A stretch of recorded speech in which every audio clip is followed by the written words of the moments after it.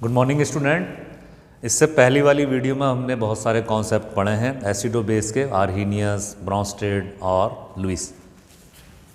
आज जो हम बात कर रहे हैं वो कर रहे हैं पीएच स्केल को आप लोगों ने पढ़ा है और पीएच स्केल के हिसाब से आप बता सकते हैं कि इस सब्सटेंस का नेचर एसिडिक है, बेसिक है या न्यूट्रल है। तो बहुत सिंपल वे में हम आपको बता रहे हैं कि कोई सब्सटेंस जो आपने पढ़ा है अगर न्यूट्रल है तो न्यूट्रल मीन्स उसकी पीएच वैल्यू होगी 7.0। अगर कोई सब्सटेंस आपका एसिडिक है तो एसिडिक सब्सटेंस की पीएच वैल्यू 7 से हमेशा लोअर होगी, यानी 0.0 से लेकर इस फिगर के बीच में। कोई सब्सटेंस अगर आपका बेसिक नेचर रख रहा है तो उसकी पीएच वैल्यू ग्रेटर होगी, यानी 7.0 से ज़्यादा। अब ये स्केल बना कैसे है? ये स्केल बना है आपके हाइड्रोनियम आयन कंसंट्रेशन पर। हाइड्रोनियम आयन कंसंट्रेशन पे इसको बनाया गया है कि कोई सब्सटेंस आपका एसिडिक है, कोई सब्सटेंस आपका बेसिक है। जिस सब्सटेंस में हाइड्रोनियम आयन ज़्यादा है, ग्रेटर अमाउंट में है, तो जाहिर सी बात है उसकी जो वैल्यू होगी वो पीएच वैल्यू पे 7 से कम होगी। और जहाँ आपके हाइड्रोनियम आयन की कंसंट्रेशन लोअर है वहाँ पीएच वैल्यू आपकी कम होगी, ज़्यादा हो जाएगी। तो ये एक्चुअली 10 की पावर -14 तक अगर, और यहाँ जो आपका है 10 की पावर -7, और यहाँ अगर आप ले लें कॉमनली 10 की पावर -1, तो ये कुछ फिगर है। किसी भी सब्सटेंस के पीएच हमेशा निकालने का फॉर्मूला है -log हाइड्रोनियम आयन कंसंट्रेशन। इस फॉर्मूले को ध्यान रखिएगा। इस फॉर्मूले के द्वारा आप किसी भी सब्सटेंस की कंसंट्रेशन से पीएच वैल्यू को कैलकुलेट कर सकते हैं। जितने भी कंसंट्रेशन निकाली गई हैं इन सब में आपका यही फॉर्मूला लगेगा। ये हाइड्रोनियम आयन कंसंट्रेशन की log value actually pH scale होती है, इसमें पीएच वैल्यू वो बताई गई है। अब इसी का आपका एनसीईआरटी में एक न्यूमेरिकल है जो मैं आपको करा रहा हूँ, और न्यूमेरिकल है आपका 7.41। 7.41 आप न्यूमेरिकल देखिएगा, आपका एनसीईआरटी का है जिसको मैं करा रहा हूँ।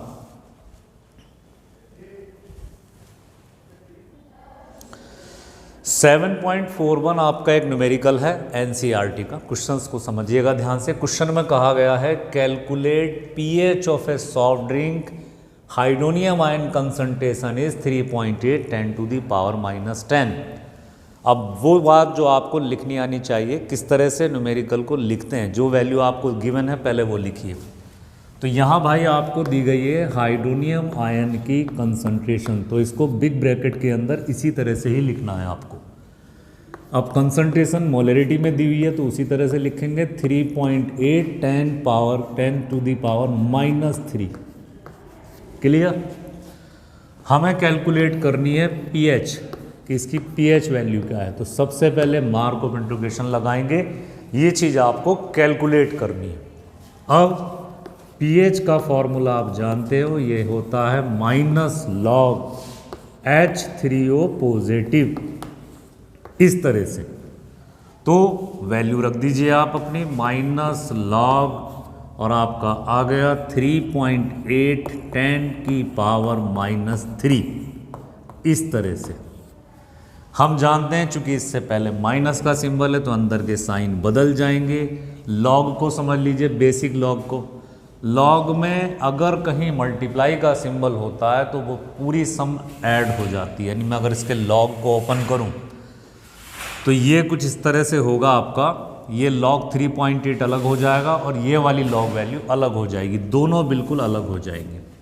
तो यहाँ जब मैं इसको ओपन करूँगा, माइनस का साइन है तो अंदर के सारे साइन को ये चेंज कर देगा। तो वैल्यू क्या होगी?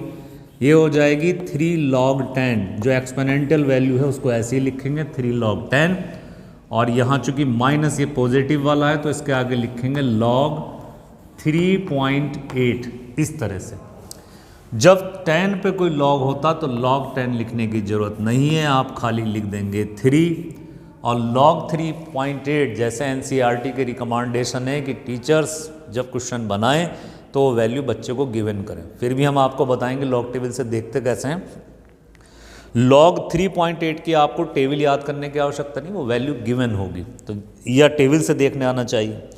तो log जो 3.8 की वैल्यू है वो आती है 0.589।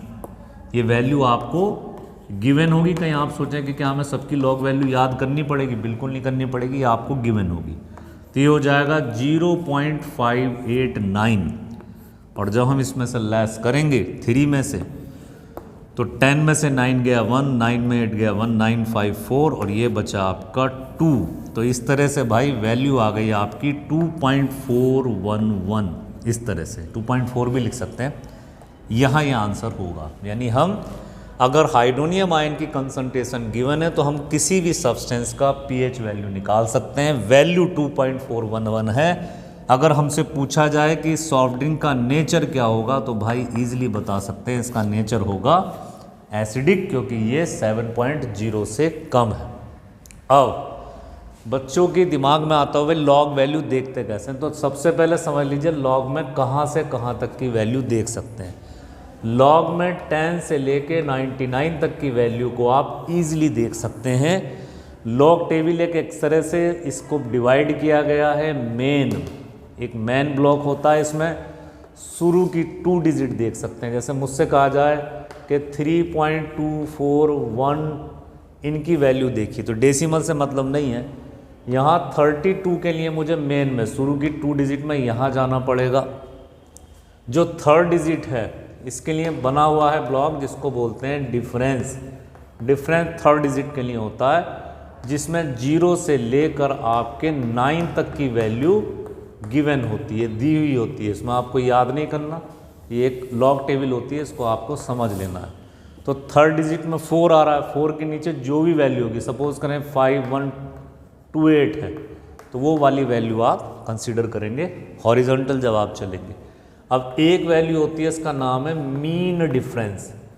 मीन डिफरेंस में आप हमेशा 4th डिजिट को देखते हैं। जैसे इसमें 4th डिजिट है 1, तो ये पेयर में चलता है मामला 1 2 3 4 5 6 और 7 8 9, इस तरह से 3 3 में नंबरों से चलता है। तो यहाँ सिर्फ 1 में देखेंगे। सपोज करें 1 में अगर 1 की ही वैल्यू है और log 3.241 की वैल्यू देखना चाह रहे हैं तो आप 5.5128 में 1 ऐड कर दीजिए, इट इज़ 5129।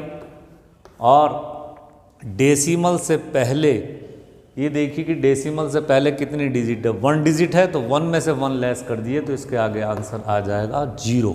तो log 3.241 की वैल्यू बन जाएगी 0.5129। ये मैं आपको देखना बता रहा हूँ, वैसे ये वैल्यू गिवन होती है। अब एक क्वेश्चन है आपका नेक्स्ट, वो है भाई 7.42। ये क्वेश्चन भी एनसीईआरटी का है। इसमें कहा है pH of scale vinegar is 3.76।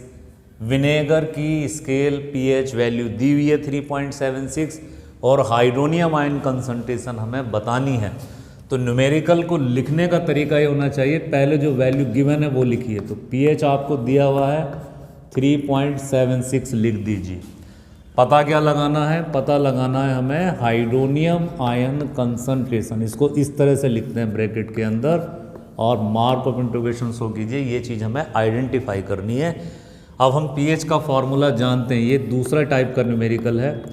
PH is equal to minus log hydronium ion concentration. इसी तरह से लिखें, यहाँ गेम दूसरा है।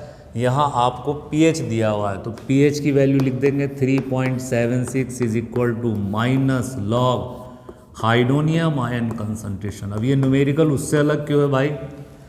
इससे पहले वाले न्यूमेरिकल में आपने पीएच निकाली थी हाइड्रोनियम आयन कंसंट्रेशन से, इसमें पीएच से आपको हाइड्रोनियम की कंसंट्रेशन कैलकुलेट करनी है। तो एक साइड आप देखेंगे लॉग है और दूसरी साइड एक ऑर्डिनरी वैल्यू है। तो ऐसी कंडीशन में आप हेल्प लेते हैं एंटी लॉग का, चूंकि इस साइड आपके लॉग रखा हुआ है।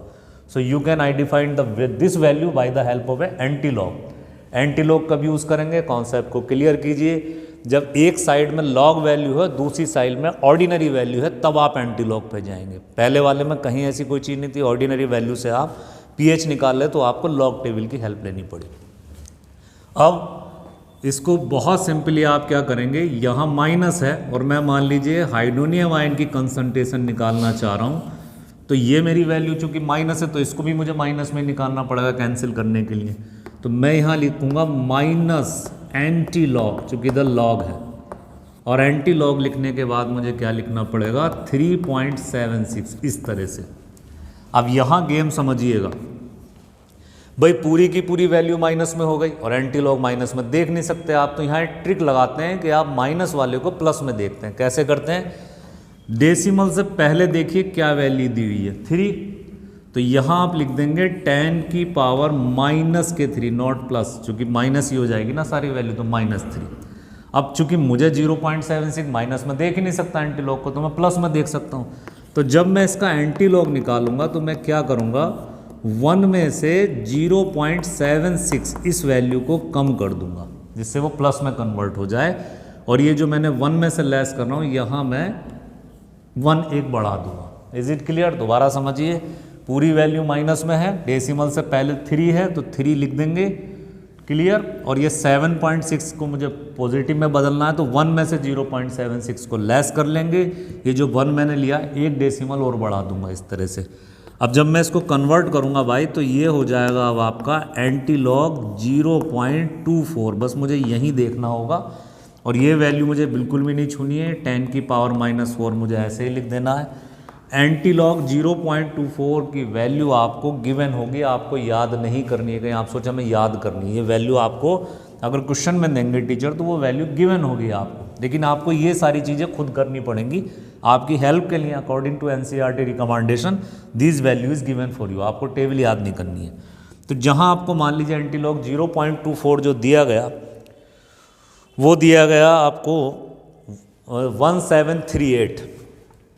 1738 वैल्यू दी गई है, तो आप पॉइंट लगा हुआ हो ना हो तो एक डिजिट के बाद पॉइंट लगा देते हैं। एंटी लॉग में सीधा रूल है कि वह एक डिजिट के बाद आप लगा दीजिए, और 10 की पावर -4 ये आपका आंसर आ गया।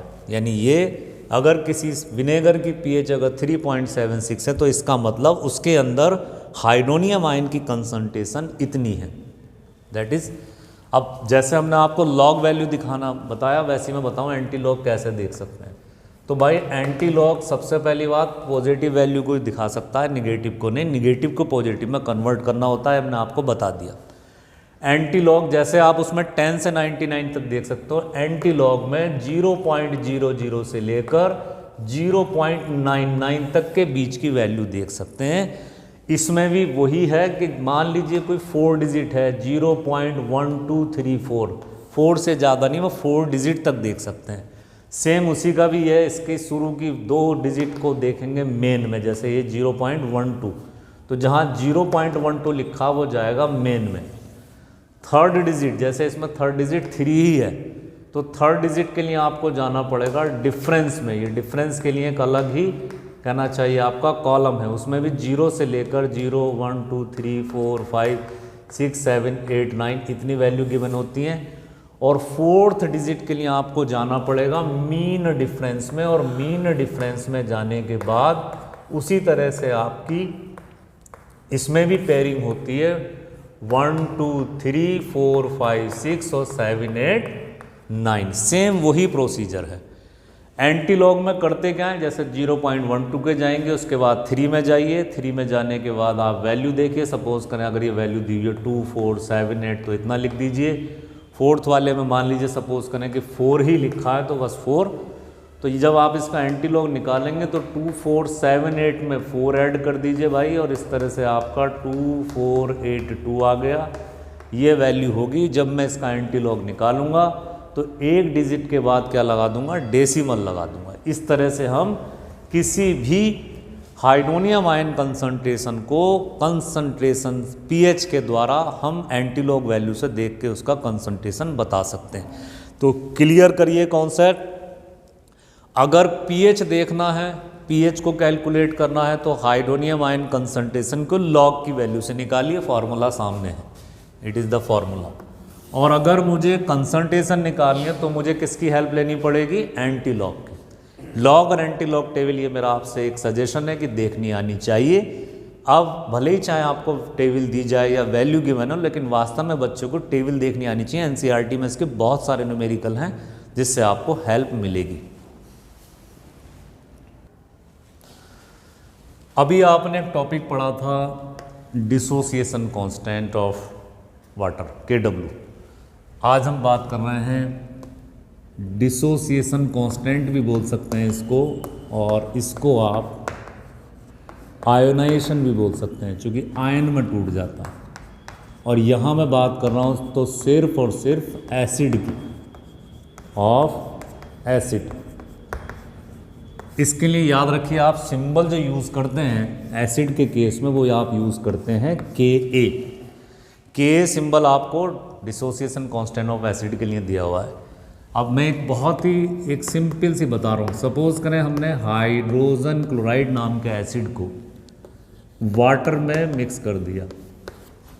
अब जब वाटर में हम मिक्स करेंगे भाई, तो वाटर क्या करेगा, यहाँ बेसिक नेचर दिखाएगा।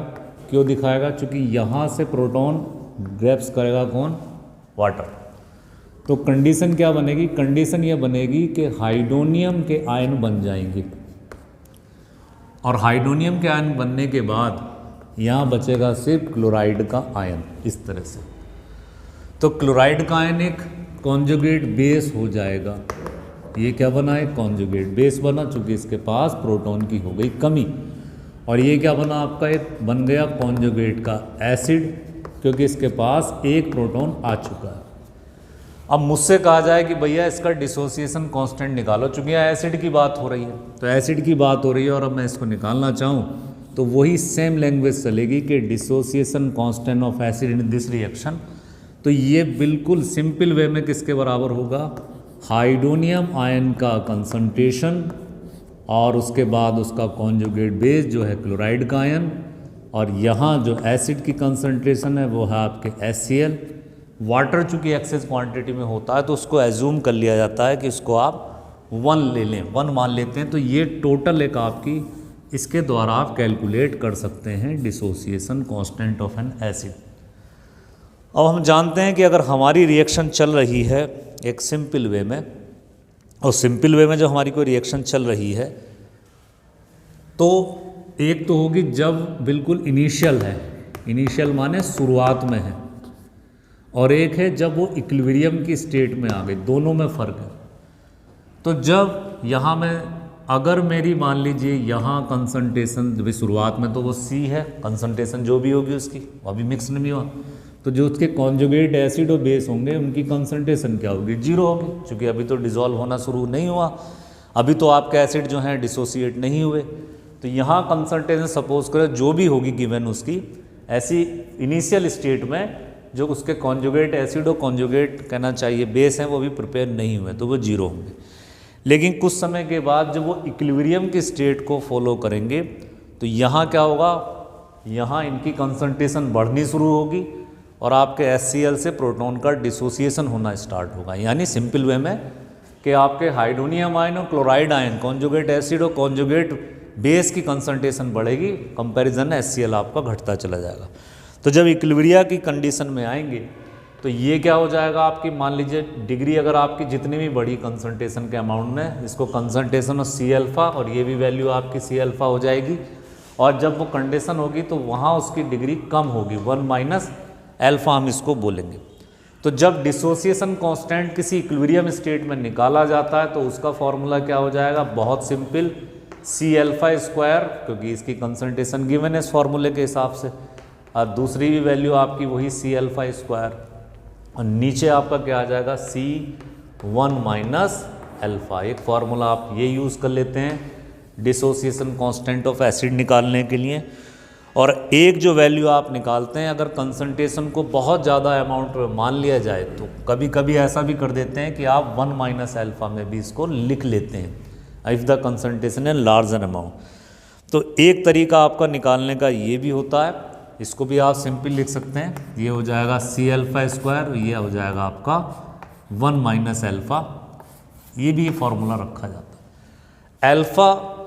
अल्फा क्या है? अल्फा आपकी डिग्री ऑफ डिसोसिएशन है, जो आप पार्ट आपका डिग्री डिसोसिएशन कितने अमाउंट हुआ ये पता लगाने के लिए आप सिंबल जो दिया गया है उसको वो अल्फा का आपने दिया हुआ है।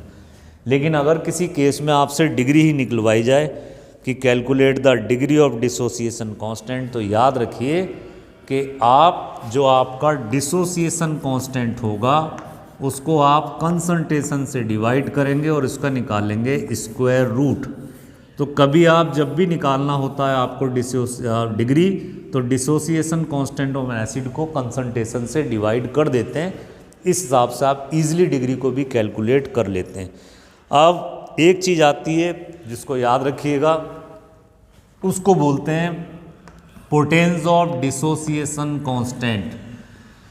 ये हमेशा इन्वर्सली प्रोपोर्शनल होता है आपके के यानी डिसोसिएशन कांस्टेंट के। तो इसका फॉर्मूला है कि जब पी के की वैल्यू निकाली जाए तो आप उसका माइनस लॉग के ए इस फॉर्मूले को रखते हैं। यानी के ए के द्वारा आप डिसोसिएशन बता सकते हैं कि मान लीजिए आपको 4 एसिड दिए गए, आपको ए बी सी और डी दिया गया। एक की वैल्यू आ रही है 3.10 की पावर -1, एक की आ गई 3.210 की पावर -4, एक आ गई आपकी 3.210 की पावर आपके मान लीजिए 2, और एक की वैल्यू आ गई 3.210 की पावर 7। तो सबसे ज़्यादा जो डिसोसिएशन हाई होगा पॉजिटिव वैल्यू किस में आ रही है? इसमें आ रही है। बहुत तेज़ी से एक स्ट्रॉन्ग एसिड में जा सकता है क्योंकि इसका डिसोसिएशन बहुत ज़्यादा फास्ट है। ये मैंने सब आपको के की वैल्यू दी है समझाने के लिए। सबसे कम जो है, जो सबसे वीक है, वो डिसोसिएशन आपके एसिड नंबर बी का है क्योंकि इसका डिग्री ऑफ डिसोसिएशन का अमाउंट बहुत ज़्यादा लो है। तो डिसोसिएशन कांस्टेंट के द्वारा हम एसिडिक स्ट्रेंथ को बता सकते हैं जिसकी के वैल्यू ज़्यादा, it means it's a higher dissociation amount और ionization amount, it is a strong acid. अगर उसकी वैल्यू बहुत ही कम है, माइनस में जा रही है, तो हम उसको वीक एसिड में कंसीडर कर लेते हैं। अब ऐसे ही आपकी चीज़ है पीके हमेशा याद रखिए इन्वर्सली है डिसोसिएशन कांस्टेंट का। अगर यहाँ ये केस बदल दिया जाए और अगर आपको कहा जाए कि भाई ये पीके की वैल्यू के हिसाब से बताओ कौन ज़्यादा होगा, तो याद रखिए इन्वर्सली प्रोपोर्शनल है। पीके में वैल्यू जिसकी ज़्यादा ग्रेट होगी वो उतना ही वीक एसिड होगा। तो उस हिसाब से अगर पीके में चेंज करेंगे तो वीक एसिड आपका कौन बन जाएगा? डी वाला, और स्ट्रॉन्ग एसिड आपका कौन सा बन जाएगा? ये। तो दोनों इन फॉर्मूलों को आपको अपने दिमाग में रख लेना है। Potence of dissociation constant is always be minus logarithmic of dissociation constant. PK का ज़्यादा होने का मतलब एसिड का डिसोसिएट फास्ट होना नहीं है। उसी तरह से के की वैल्यू का ज़्यादा आना, it means they are present to the amount of a dissociation. इसका मतलब वो एसिड बहुत अच्छा है और वो प्रोटॉन को बहुत जल्दी वाटर में रिलीज़ करेगा। इस तरह से हम किसी भी डिसोसिएशन कांस्टेंट के द्वारा बता सकते हैं कि it's a strong acid and it is a weak acid.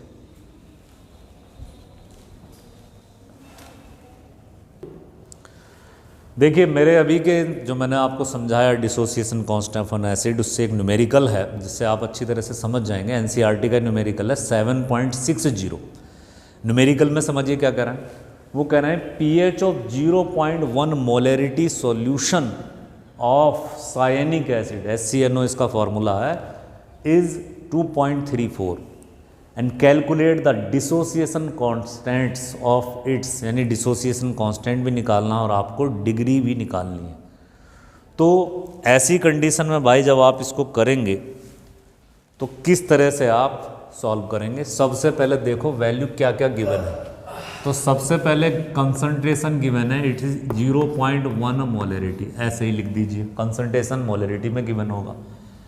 PH की वैल्यू आपको गिवन है, कितनी गिवन है भाई? पीएच की वैल्यू गिवन है आपको 2.34, ये वैल्यू आपको गिवन है। आपको डिसोसिएशन कांस्टेंट निकालना है भाई और आपको डिग्री निकालनी है। ये चीज़ें आपको कैलकुलेट करनी है। तो इनके लिखने से क्या होता है, आपका फिगर क्लियर हो जाता है कि क्या चीज़ें आपको निकालनी है और क्या चीज़ें आपको पता है।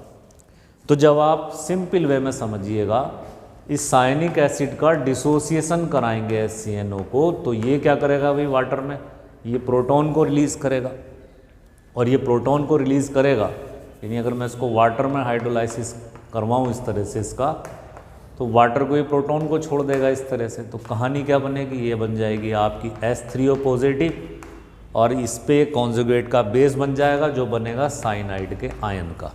यही होगा ना आपका।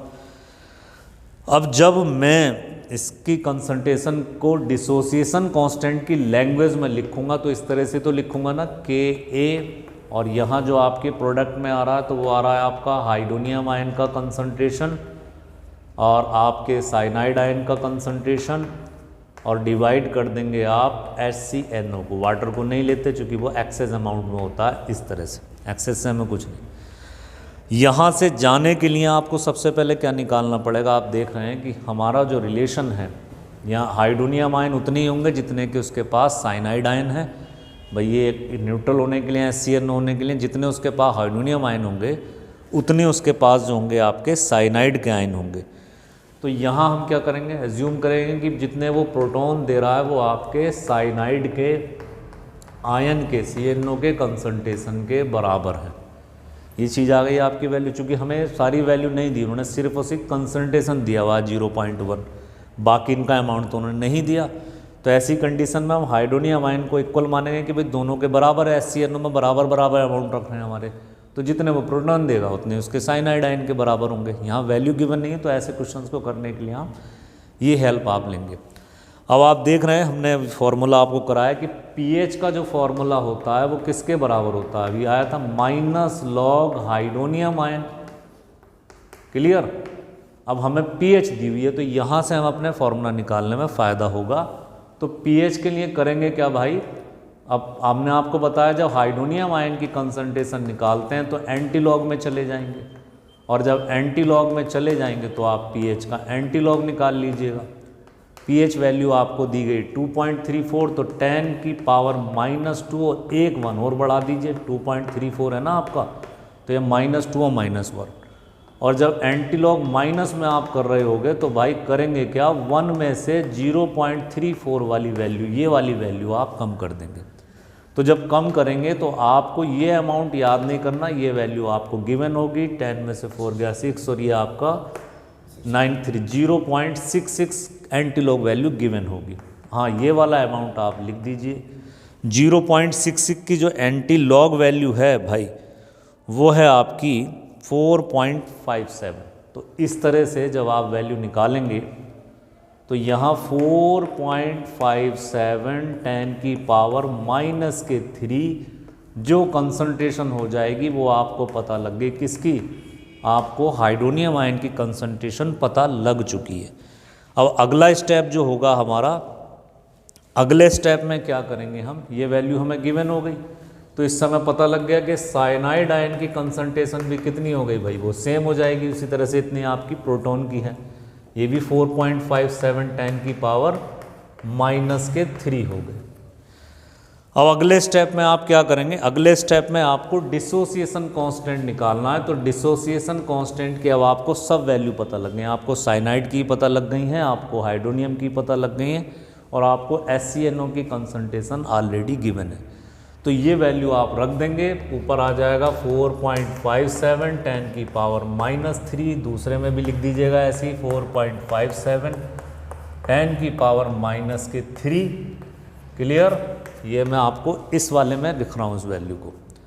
और आपने देखा कि जो वैल्यू पूरे साइनिक एसिड की दी हुई है वो दी हुई है 0.1। तो मैं आपको बता रहा हूँ, इसको आप सॉल्व कर लीजिएगा।